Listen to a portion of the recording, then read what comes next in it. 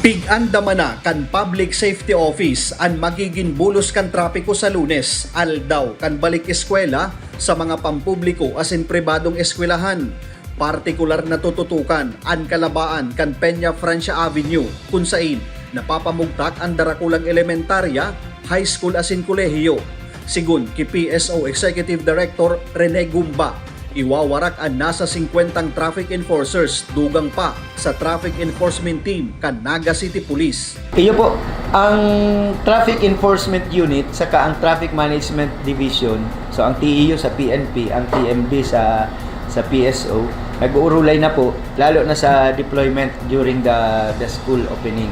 Ang ilinawon ta lang, pag abot sa peace and order sa PNP iyan, and then katuwang kayan so mga barangay tanod and the others. Pag abot sa traffic management man ang magkatuwang, so traffic management division kang PSO asin so traffic enforcement unit kang PNP.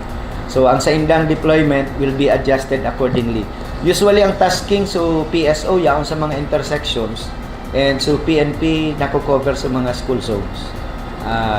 Then sa mga barangay nag-assist sa kanya-kanyang mga area na igwang mga eskwelahan. So given that, we expect na covered so sa tuyang mga lugar na maapektuhan kang pagburukasan ng klase.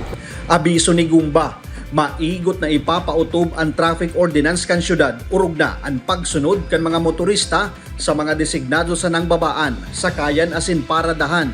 Nangapod ang dagos ang PSO na pagirumdumon sa mga eskwelahan ang tamang pagbaliyo sa pedestrian lane.